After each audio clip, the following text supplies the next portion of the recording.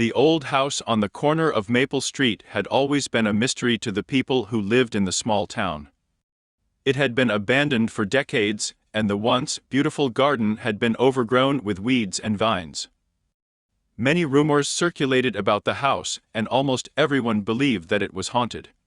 Sarah had always been intrigued by the house and the stories that surrounded it.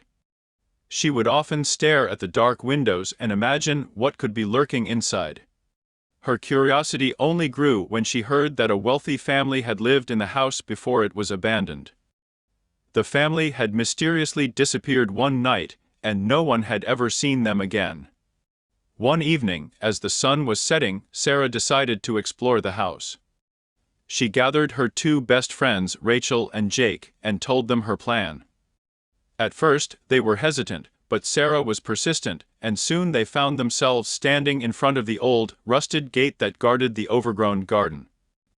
As they made their way through the weeds and overgrown grass, the sky grew darker, and the wind began to howl.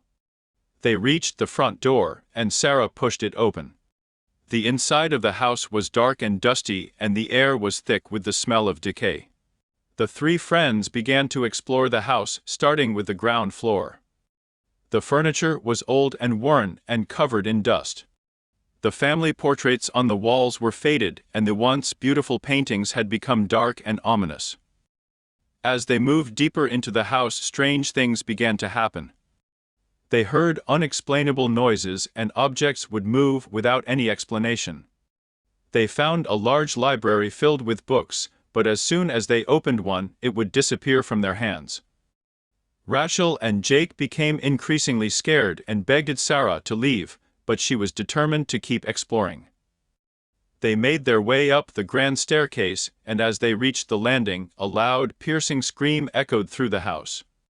They froze in terror, unsure of what to do.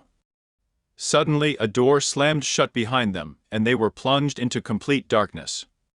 The only sound was the sound of their own breathing and the pounding of their hearts. Sarah tried to calm her friends, but it was no use. They were all paralyzed with fear. Suddenly, a light flickered in the darkness. It was coming from the end of the hallway. The three friends cautiously made their way towards the light. As they approached, they saw that it was coming from a small room. The door was slightly ajar, and Sarah pushed it open. Inside, they found a small girl sitting on the floor, surrounded by dolls. The girl looked up at them, and they saw that her eyes were empty and lifeless. She didn't speak, but she motioned for them to sit with her. Sarah was hesitant, but Rachel and Jake were drawn in by the girl's eerie charm. As they sat down, the girl began to play with her dolls. She spoke in a soft, sing-song voice, and the dolls began to dance on their own. Sarah tried to get up, but she found that she couldn't move. She was paralyzed, unable to move her limbs. Rachel and Jake were also frozen, staring at the girl in terror. Suddenly, the dolls stopped moving, and the girl looked up at them. Her eyes had turned dark and menacing, and her voice had become deep and haunting. "You should never have come here," she said. "You are trespassing on my home, and now you will never leave." The girl began to chant in a language that Sarah had never heard before. Suddenly, the dolls came to life, their eyes glowing red. They began to crawl towards the three friends, their small hands reaching out to grab them.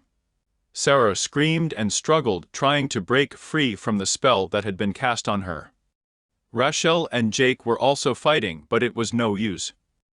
The dolls were too strong, and they were quickly overwhelmed.